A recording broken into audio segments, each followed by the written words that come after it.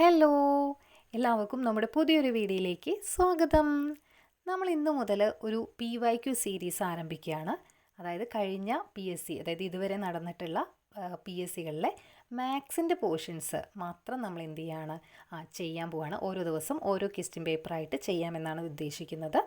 അപ്പോൾ ഇന്ന് നമ്മൾ നോക്കാൻ പോകുന്നത് അസിസ്റ്റൻറ്റ് പ്രിസൺ ഓഫീസർ കം ഡ്രൈവറുടെ, അതായത് ക്വസ്റ്റ്യൻ പേപ്പർ കോഡ് 89/2025 ആ ഒരു എക്സാമിൻ്റെ ഒരു 10 മാത്സ് ക്വസ്റ്റ്യൻസാണ് നമ്മൾ നോക്കുന്നത്. അപ്പോൾ അതിൻ്റെ ഒരു എക്സ്പ്ലനേഷനും കൂടിയിട്ട് തരാൻ ഇതിനിടയിൽ നോക്കിയിട്ടുണ്ട്. അപ്പോൾ എന്ത് ചെയ്യുക, എല്ലാവരും ഒരു പെന്നും പേപ്പറും എടുത്തിട്ട് ജസ്റ്റ് ഒന്ന് കണ്ട് എഴുതി സെറ്റാക്കി വെക്കുക. അപ്പോൾ നമുക്ക് തുടങ്ങിയാലോ. നമുക്ക് നോക്കാം.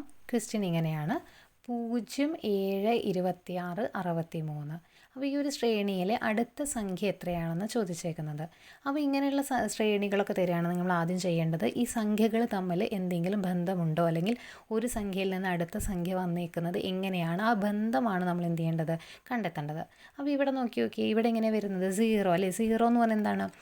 1³ - 1 ആണ് 0 ആയിട്ട് വരുന്നത്. ഇനി 7 ആണെങ്കിലോ, 7 എന്ന് പറയുന്നത് 2³ - 1 ആണ് അല്ലേ. അതായത് 8 - 1 ആണ് 7. 3³ - 1 27 - 1 ആണ് നമ്മുടെ 26 എന്ന് പറയുന്ന നമ്പർ അല്ലേ. അപ്പോൾ അടുത്തത് 4³ - 1, അതായത് 64 - 1 ആണ് 63 അല്ലേ. അപ്പോൾ എത്രയായിരിക്കും നമ്മുടെ നെക്സ്റ്റ് നമ്പർ എന്ന് പറയുന്നത്? നെക്സ്റ്റ് നമ്പർ എന്ന് പറയുന്നത് 5³ - 1 125 - 1 അല്ലേ. 125 - 1 124 ആയിരിക്കും നമ്മുടെ ആൻസർ എന്ന് പറയുന്നത് അല്ലേ. അപ്പോൾ നമ്മുടെ ആൻസർ ഏതാണ്? ഓപ്ഷൻ ബി ആണ് കേട്ടോ. ഓപ്ഷൻ ബി 124 ആണ് നമ്മുടെ നമ്പറായിട്ട് വരുന്നത്, ആൻസറായിട്ട് വരുന്നത്. അടുത്ത ക്വസ്റ്റിലോട്ട് പോവുകയാണ്. 4:20 അല്ലേ. നമ്മുടെ ക്ലോക്കിലെ സമയം എന്ന് പറയുന്നത് 4:20 ആണെങ്കിൽ, ക്ലോക്കിലെ സമയം 4:20 ആണെങ്കിൽ ക്ലോക്കിൻ്റെ മിനിറ്റ് സൂചിക്കും മണിക്കൂർ സൂചിക്കും ഇടയിലുള്ള കോണളവ് എത്രയാണെന്ന് ചോദിച്ചേക്കുന്നത്. അപ്പോൾ ഇങ്ങനത്തെ ക്വസ്റ്റ്യൻസൊക്കെ വരുമ്പോൾ നമ്മൾ ചെയ്യേണ്ടത്, ഇവിടെ കോണളവ് കണ്ടുപിടിക്കാൻ, അല്ലെങ്കിൽ മണിക്കൂർ സൂചിക്കും മിനിറ്റ് സൂചിക്കും ഇടയിലുള്ള കോണളവുകളാണ് കണ്ടുപിടിക്കണമെങ്കിൽ നമുക്ക് അവിടെ ഒരു ഇക്വേഷൻ യൂസ് ചെയ്യണം. ഇതൊന്ന് എന്ത് ചെയ്യണം, നിങ്ങൾ പഠിച്ചു വെക്കണം കേട്ടോ. എന്താ ഇക്വേഷൻ? 13h - 11/2 m എന്ന് പറയുന്ന ഒരു ഇക്വേഷൻ ഉണ്ട്. ഇത് പഠിക്കണം. ഇനി h എന്താണ്? അവറിനെയാണ്, അവർ ടൈമാണ്. അതുപോലെ എന്താണ്? m എന്താ? മിനിറ്റിനെയാണ് സൂചിപ്പിക്കുന്നത്. അപ്പോൾ നമുക്ക് ചെയ്യാം, സോൾവ് ചെയ്യാം. 13 × 4 - 11/2 m അല്ലേ. m ഇവിടെ എത്രയാണ്? 20 ആണ്. സോൾവ് ചെയ്യുമ്പോൾ എന്ത് വരും? 120 മൈനസ് അല്ലേ. ഇവിടെ എന്ത് ചെയ്യാം, നമുക്ക് ക്യാൻസൽ ചെയ്യാം അല്ലേ. അപ്പോൾ 10 എന്ന് വരും. 10 × 11 110. അപ്പോൾ 120 - 110 എന്ന് പറഞ്ഞാൽ ആൻസർ എത്രയാണ്? 10 ഡിഗ്രി ആണല്ലേ. അപ്പോൾ നമ്മുടെ ആൻസർ എന്താ വരുന്നത്? 10 ഡിഗ്രി. അതായത് ഓപ്ഷൻ ഡി ആണ് നമ്മുടെ ആൻസറായിട്ട് വരുന്നത്. ഓപ്ഷൻ ഡി 10 ഡിഗ്രി ആണ് വരുന്നത്. അപ്പോൾ ഇവിടെ നമ്മൾ പഠിച്ചു വെക്കേണ്ടത് ഈ ഒരു സാധനമാണ് എന്ത് ചെയ്യുന്നത്, ഇവിടെ പഠിച്ചു വെക്കേണ്ടത്. 13h - 11/2 m ആണ് പഠിച്ചു വെക്കേണ്ടത്. അടുത്ത ക്വസ്റ്റിനോട്ട് പോവുകയാണേ. 2001 ജനുവരി 5-ാം തീയതി എന്ന് പറയുന്നത് വെള്ളിയാഴ്ചയാണെങ്കിൽ 2010 ജനുവരി 5 ഏത് ദിവസമായിരിക്കും എന്ന് ചോദിക്കുന്നത്. പലവരും പല രീതിക്കും ചെയ്യാറുണ്ട്. അപ്പോൾ അതിൽ ഒരു വഴിയാണ് ഇവിടെ ഞാൻ നോക്കുന്നത് കേട്ടോ. അപ്പോൾ ഒന്ന് ശ്രദ്ധിച്ചേക്കണേ.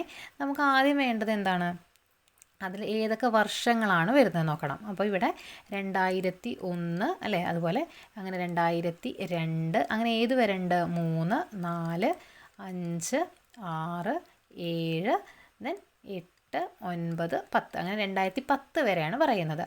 ഇനി 2001 എന്ന് പറയുന്നത്, 2001 എന്താ? ജനുവരി 5 എന്ന് പറയുന്നത് ഫ്രൈഡേ ആണല്ലേ, വെള്ളിയാഴ്ചയാണ്. അപ്പോൾ 2002 അതേ ഡേറ്റ് തന്നെ പിറ്റത്തെ വർഷം എന്തായിരിക്കും? ഫ്രൈഡേ കഴിഞ്ഞ് സാറ്റർഡേ ആയിരിക്കും വരിക അല്ലേ. 2002 ജനുവരി 5 ആണെങ്കിൽ അത് സാറ്റർഡേ.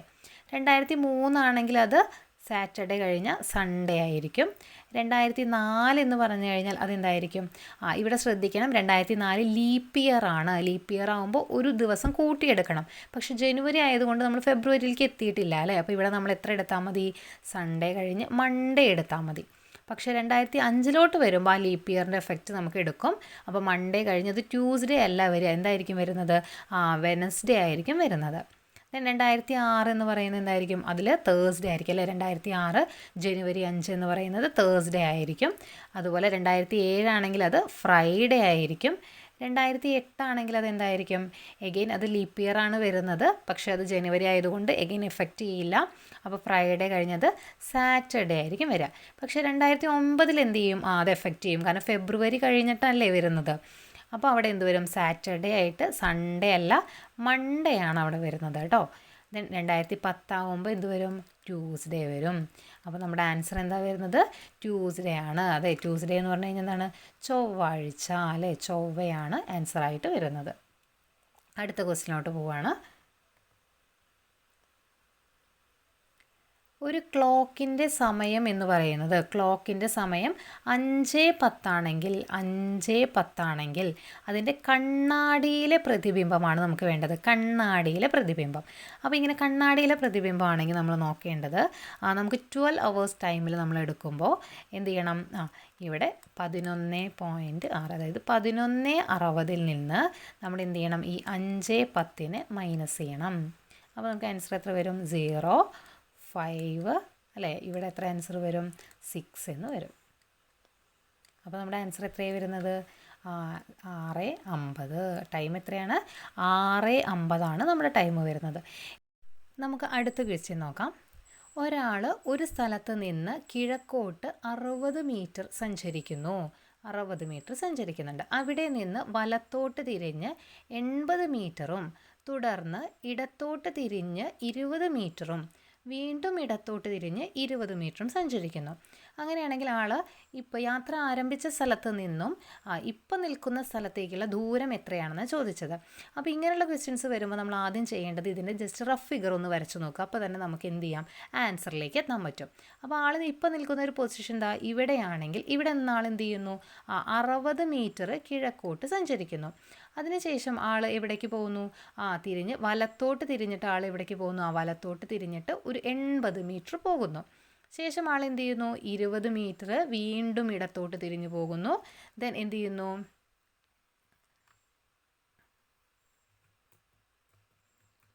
വീണ്ടും അയാൾ എവിടേക്ക് പോകുന്നു? അതായത് വീണ്ടും അദ്ദേഹം എവിടേക്ക് പോകുന്നു? ഒരു 20 മീറ്റർ നിൽക്കുന്നു.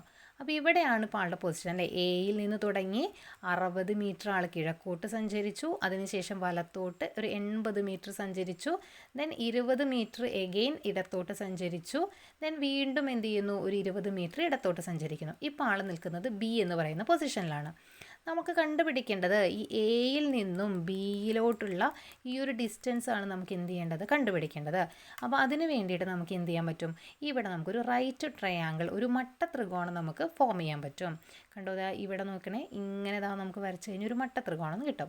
ABC എന്ന് പറയുന്ന ഒരു മട്ട ത്രികോണം കിട്ടും. അപ്പോൾ ഇതിൻ്റെ AC എന്ന് പറയുന്ന വശം എത്രയായിരിക്കും? ഇതും 20 തന്നെ ആയിരിക്കും അല്ലേ, കാരണം ഇത് 20 ആണെങ്കിൽ ഇതും 20. അങ്ങനെ ഈ വശം എന്ന് പറയുന്നത് 80 മീറ്റർ ആയിരിക്കും. ഇനി ഈ ഒരു സൈഡാണ് നമുക്ക് കിട്ടേണ്ടത് അല്ലേ, അതായത് BC എത്രയായിരിക്കും നോക്കിയേ. ഇവിടുന്ന് ഇത്രയും ഭാഗം എന്ന് പറയുന്നത് 20 ആണല്ലേ. ഇത്രയും ഭാഗം 20 ആണെങ്കിൽ ഈ ഒരു ഭാഗം എത്രയായിരിക്കും? 60 ആയിരിക്കും. എന്നാലല്ലേ 60+ ഇവിടെ വെച്ചിട്ടാണ് കട്ട് ചെയ്യുന്നത്, ഇങ്ങനൊരു ഭാഗം അല്ലേ. 60 + 20 ആണ് 80 വരുന്നത്. അപ്പോൾ ഈ ഒരു ഭാഗം എത്രയായിരിക്കും? 60 ആയിരിക്കും. അപ്പോൾ 60ഉം 20ഉം രണ്ട് ലംബവശങ്ങളായിട്ടുള്ളൊരു മട്ട ത്രികോണമാണ് നമ്മുടെ കയ്യിലുള്ളത്. ഇനി നമ്മളിതാ ഈ AB എന്ന് പറയുന്ന ഈ ഒരു ഡിസ്റ്റൻസ് ആണ് കണ്ടുപിടിക്കാൻ പോകുന്നത്. പൈതഗോറസ് തിയറം ഉപയോഗിക്കുക അല്ലേ. പൈതഗോറസ് തിയറം ഉപയോഗിക്കുമ്പോൾ √ എന്ത് വരും? 80² പ്ലസ് 60² വരും. നമുക്ക് ഹൈപ്പോട്ടന്യൂസ് അല്ലേ കണ്ടുപിടിക്കേണ്ടത്. അപ്പോൾ 80ൻ്റെ സ്ക്വയർ അല്ലേ, √ എത്ര വരും? 80ൻ്റെ സ്ക്വയർ എന്ന് പറയുന്നത് 6400 എന്ന് വരും. 60ൻ്റെ സ്ക്വയർ എന്ന് പറയുന്നത് 3600 വരും. ദെൻ രണ്ടും കൂടി ആഡ് ചെയ്യുമ്പോൾ √ അല്ലേ 10,000 എന്ന് വരും. 10,000 എന്ന് പറയുന്നത് എത്രയാണ്? √10,000 എന്ന് പറയുന്നത് 100 ആണല്ലേ, 100 ആണ്. അപ്പോൾ നമ്മുടെ ആൻസർ എത്രയാണ് വരുന്നത്? 100 മീറ്റർ. ഓപ്ഷൻ എ ആണ് നമ്മുടെ ആൻസറായിട്ട് വരുന്നത്. അപ്പോൾ ഇവിടെ നമ്മൾ യൂസ് ചെയ്തത് പൈതഗോറസ് തിയറം ആയിരുന്നു. നമ്മളിത് കണ്ടുപിടിച്ചത് ഹൈപ്പോട്ടന്യൂസ് ആയിരുന്നു. എ മുതൽ ബി വരെയുള്ള കർണഭാഗമാണ് നമ്മൾ എന്ത് ചെയ്യുന്നത്? കണ്ടുപിടിച്ചത്. അടുത്ത ക്വസ്റ്റ്യനിലോട്ട് പോവാണ്. ഒരു ചതുരത്തിൻ്റെ നീളം 30% വർദ്ധിക്കുകയും വീതി 30% കുറയുകയും, അപ്പോൾ നോക്കിയാൽ ഒരേ ശതമാനം തന്നെ വർദ്ധിക്കുകയും അതുപോലെ തന്നെ ഒരേ ശതമാനം തന്നെ കുറയുകയും ചെയ്യുന്ന ഒരു കേസാണെങ്കിൽ, കണ്ടോ ഒരേ അളവിൻ്റെ തന്നെയാണ് പറയുന്നത് അല്ലേ, അതായത് ഒരേ അളവിൻ്റെ ഒരേ ശതമാനം തന്നെ കൂടുകയും ഒരേ ശതമാനം തന്നെ കുറയുകയുമാണെങ്കിൽ അവിടെ എന്ത് ചെയ്യുമെന്ന് വെച്ചാൽ അവിടെ മാറ്റം എന്ന് പറയുന്നത് ആ കൂടിയ അളവ് എന്താ, അതായത് a²/100 ആയിരിക്കും എന്തെന്ന് പറയുന്നത്, 100 എന്ത് ചെയ്യും, കുറയുകയാണ് ചെയ്യുന്നത്. അപ്പോൾ ഇവിടെ നോക്കണേ, ഇവിടെ 30% വർദ്ധിച്ചു, 30% കുറഞ്ഞു. എന്തിൻ്റെ, നീളത്തിൻ്റെ അല്ലേ, നമ്മുടെ ചതുരത്തിൻ്റെ നീളത്തിൻ്റെയാണ് പറഞ്ഞത് അല്ലേ. അപ്പോൾ അങ്ങനെ വരുന്ന കേസിൽ ഇവിടെ എത്രയായിരിക്കും വരുന്നത്, 30 × 30/100 അല്ലേ. അപ്പോൾ എത്ര വരും, 0 0 ക്യാൻസൽ ചെയ്യാൻ പറ്റും അല്ലേ. അപ്പോൾ എത്ര വരും, 3 × 3 9. 9% എന്ത് ചെയ്യുന്നു, കുറയുന്നു, 9% കുറയുന്നു. അപ്പോൾ നമ്മുടെ ആൻസർ ഏതാ വരുന്നത്, ഓപ്ഷൻ ബി ആണ് നമ്മുടെ ആൻസർ ആയിട്ട് വരുന്നത് കേട്ടോ. ഓപ്ഷൻ ബി 9% കുറയുന്നു. അടുത്ത ക്വസ്റ്റ്യനിലോട്ട് പോവാണ്.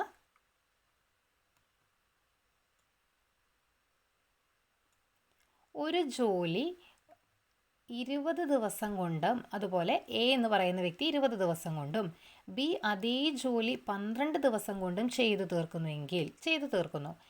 എ എന്ന് പറയുന്നത് 5 ദിവസം ജോലി ചെയ്തതിന് ശേഷം നിർത്തിപ്പോയി. ബാക്കി ജോലി ചെയ്തു തീർക്കാൻ നമ്മുടെ ബിക്ക് എത്ര സമയം വേണമെന്നാണ് ചോദിച്ചേക്കുന്നത്. അപ്പോൾ അങ്ങനെയുള്ള കേസിൽ നമ്മൾ എന്താ ചെയ്യേണ്ടത്, അപ്പോൾ നമുക്ക് നോക്കാം കേട്ടോ. എ എന്ന് പറയുന്നത് എത്രയാണ്, 20 ദിവസം കൊണ്ടാണ് ജോലി ചെയ്യുന്നത്. ബി എന്ന് പറയുന്നത് അതേ ജോലി 12 ദിവസം ചെയ്യും. അപ്പോൾ ഈ 20ൻ്റെയും 12ൻ്റെയും നമ്മൾ എന്ത് കണ്ടുപിടിക്കുക, LCM കണ്ടുപിടിക്കുക. അപ്പോൾ 20ൻ്റെയും 12ൻ്റെയും LCM എങ്ങനെ കണ്ടുപിടിക്കുക, ഫാക്ടറൈസേഷൻ അല്ലേ. 2 10 6 ദെൻ എഗെയിൻ 2 5 3. ഇനി നമുക്ക് ചെയ്യാൻ പറ്റില്ല അല്ലേ, അപ്പോൾ ഇവിടെ വെച്ച് നമുക്ക് നിർത്താം. അപ്പോൾ എത്ര വരും, 2 × 2 × 5 × 3. അപ്പോൾ എത്ര വരും, 5 × 3 15 × 2 60 വരും അല്ലേ. 15 × 2 3 30 × 2 60 എന്ന് വരും അല്ലേ. അപ്പോൾ ഇതിൻ്റെ LCM എന്ന് പറയുന്നത് 60 ആയിരിക്കും വരുന്നത്. ഇനി നമുക്ക് എയുടെയും ബിയുടെയും എഫിഷ്യൻസി നോക്കാം അല്ലേ. അപ്പോൾ എയുടെ എഫിഷ്യൻസി എത്രയായിരിക്കും വരുന്നത്, 60. അതായത് 20നോട് എത്ര ഗുണിച്ചാലാണ് 60 കിട്ടുക എന്ന് നോക്കിയാൽ മതി. അതായത് 60/20 ആയിരിക്കും എയുടെ എഫിഷ്യൻസി. എത്രയാണ്, എയുടെ എഫിഷ്യൻസി എന്ന് പറയുന്നത് 3 ആണ്. ഇനി ബിയുടെ എഫിഷ്യൻസി അപ്പോൾ എത്രയായിരിക്കും, ബിയുടെ എഫിഷ്യൻസി എന്ന് പറയുന്നത് 60/12 ആണ് അല്ലേ. 60/12 എന്ന് പറയുന്നത് 5 ആണ്. അപ്പോൾ നമ്മുടെ എയുടെയും ബിയുടെയും എഫിഷ്യൻസി നമുക്ക് കിട്ടി. ഇനി നോക്കണേ, എ എന്ന് പറയുന്നത് 5 ദിവസം ജോലി ചെയ്തതിന് ശേഷം നിർത്തിപ്പോവുക ചെയ്തത്. അപ്പോൾ എ 5 ദിവസമാണല്ലോ ജോലി ചെയ്തിട്ടുള്ളൂ. എ 5 ദിവസം ജോലി ചെയ്തു. അപ്പോൾ എ 5 ദിവസം ജോലി ചെയ്തെങ്കിൽ എ എത്ര വർക്ക് ചെയ്തു എന്ന് നമുക്ക് നോക്കാം. അതായത് എ എന്ന് പറയുന്നത് 5 ദിവസമാണെങ്കിൽ 5 × 3 അതായത് 15 ജോലിയായിരിക്കും ആര് ചെയ്യുന്നത്, എ ചെയ്യുന്നത്. അപ്പോൾ ബാക്കി എത്ര ജോലി ഉണ്ടായിരിക്കും, 60 - 15 അല്ലെ. 60 - 15 ആയിട്ടുള്ള ബാക്കി 45 ജോലി ഉണ്ടായിരിക്കും. അതാര് ചെയ്യണം, ബി ചെയ്യണം. ബി എത്ര ദിവസം കൊണ്ട് ചെയ്യണം, 45/5. 45/5 എന്ന് പറയുന്ന 9 ദിവസം കൊണ്ടാണ് എന്ത് ചെയ്യാൻ പറ്റുള്ളൂ, ആ ജോലി ബിക്ക് ചെയ്ത് തീർക്കാൻ പറ്റുള്ളൂ അല്ലേ. അപ്പോൾ നമ്മുടെ ആൻസർ എന്ന് പറയുന്നത് ഓപ്ഷൻ ഡി ആണ്. ഓപ്ഷൻ ഡി 9 ദിവസമാണ് നമ്മുടെ ആൻസറായിട്ട് വരുന്നത്. അപ്പോൾ ഒന്നുകൂടെ ഞാൻ പറയാം, നോക്കിക്കോണേ. എ എന്ന് പറയുന്നത് 20 ദിവസം കൊണ്ടാണ് ജോലി ചെയ്യുന്നത്. ബി എന്ന് പറയുന്നത് 12 ദിവസം കൊണ്ടാണ് അതേ ജോലി.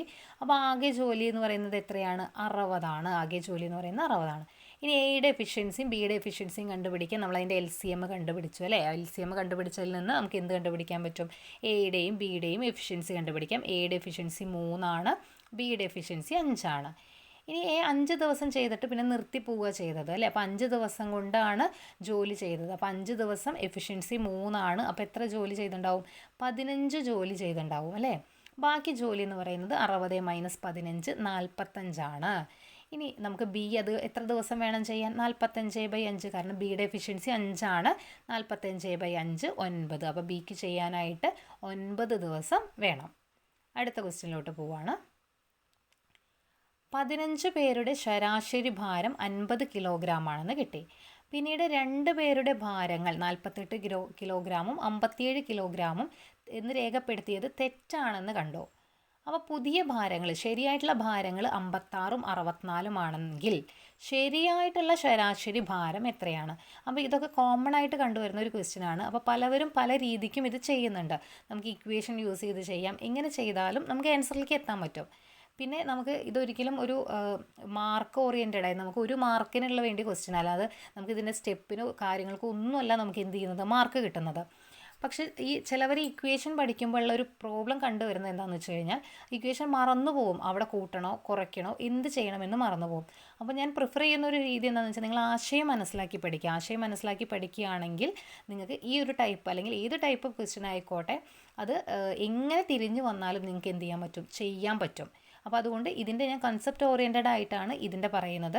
ഒരിക്കലും സ്റ്റെപ്പിനെല്ലാം മാർക്ക് എന്നറിയാം, എങ്കിൽ കൂടി നമ്മൾ ആ ഇക്വേഷൻ ആലോചിച്ചിരുന്ന് സമയം കളയുന്ന ആ ഒരു നേരം മാത്രം മതി നമുക്ക് എന്ത് ചെയ്യാൻ, ഇതായിട്ട് ചെയ്യാൻ. അപ്പോൾ നിങ്ങളുടെ യുക്തിക്ക് അനുസരിച്ച് നിങ്ങൾക്കത് ഫോളോ ചെയ്യാവുന്നതാണ്. അപ്പോൾ ഇവിടെ ഞാൻ പറയുന്ന മെത്തേഡ് കൺസെപ്റ്റ് ഓറിയൻറ്റഡ്, അതായത് കറക്റ്റ് അതിൻ്റെ എങ്ങനെയാണ് ആശയം വന്നത് എന്നുള്ള രീതിക്ക് തന്നെയാണ്. ഓക്കെ, അപ്പോൾ നമുക്ക് നോക്കാം. 15 പേരുടെ ശരാശരി ഭാരം 50 ആണെങ്കിൽ ആകെ ഭാരം എത്രയായിരിക്കും വരിക?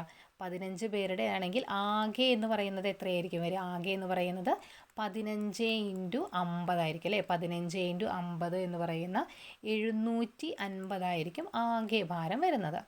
ഇനി തെറ്റായിട്ട് രേഖപ്പെടുത്തിയെന്നാണ് പറഞ്ഞേക്കല്ലേ. തെറ്റായിട്ട് രേഖപ്പെടുത്തിയത് 48ഉം 57ഉമാണ് തെറ്റായിട്ട് രേഖപ്പെടുത്തിയത്. അപ്പോൾ ടോട്ടൽ തെറ്റായിട്ട് രേഖപ്പെടുത്തിയ ടോട്ടൽ എന്ന് പറയുന്നത് 105 ആണ്. ഈ 105ന് നമ്മുടെ 750ൽ നിന്ന് കുറച്ച് കഴിഞ്ഞാൽ ആ തെറ്റായവർ ഒഴിവായി പോവുമല്ലോ അതൊന്ന്. അങ്ങനെ 750ൽ നിന്ന് 105നെ മൈനസ് ചെയ്താൽ നമുക്ക് 645 വരും. ഇവരാണ് ഇപ്പം നമ്മുടെ കയ്യിലുള്ളവർ. ഇനി കറക്റ്റായിട്ടുള്ളവർ വന്നു അല്ലേ. കറക്റ്റായിട്ടുള്ളവർ ആരാണ്? അത് 56ഉം 64ഉമാണ്. 56ഉം 64ഉം എന്ന് പറയുന്ന 120 ശരിയായിട്ടുള്ളവർ. അപ്പോൾ ഈ ശരിയായിട്ടുള്ളവരേനെ നമുക്ക് ഇതിലേക്ക് കൊടുക്കണ്ടേ. അതായത് 645 + 120 എന്ന് വരും. അപ്പോൾ അതാണ് നമ്മുടെ പുതിയ ടോട്ടൽ. അതെത്രയാണ്? 765. ഇനി നമുക്ക് വീണ്ടും ശരാശരി കണ്ടുപിടിച്ചാൽ മതി. എത്രയാണ്?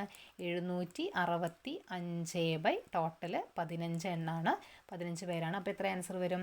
51 എന്ന് വരും. അപ്പോൾ നമ്മുടെ ഫൈനൽ ആൻസർ എന്ന് പറയുന്നത് 51 ആണ്. 51 കിലോഗ്രാമാണ് ശരിയായിട്ടുള്ളത് വരുന്നത്. വേറെ ഒന്നും ചെയ്തിട്ടില്ല, കുറേ കൂട്ടലും കുറയ്ക്കലും മാത്രമേ ഉള്ളൂ. ഏത് മെത്തേഡ് വേണമെങ്കിലും ഫോളോ ചെയ്യാം. അപ്പോൾ ഇവിടെ ഞാൻ ചെയ്തിരിക്കുന്നത് ഇങ്ങനെയാണ്. ആകെ എന്ന് പറയുന്നത് 15 ആണ് അല്ലേ. അപ്പോൾ 15 × 50 ചെയ്യുമ്പോൾ 750 നമുക്ക് കിട്ടും. ശേഷം എന്ത് ചെയ്തു? ആ തെറ്റായവരേനെ അതിൽ നിന്ന് മൈനസ് ചെയ്തു അല്ലേ. 105നെ മൈനസ് ചെയ്ത് 645 നമുക്ക് കിട്ടി. ദെൻ ഈ 645 എന്നിട്ട് നമുക്ക് ശരിയായവരേനെ കൊടുക്കണമല്ലോ അതിലേക്ക്. അവരാണ് ഈ 56ഉം 64ഉം. എന്നിട്ട് എന്ത് ചെയ്തു?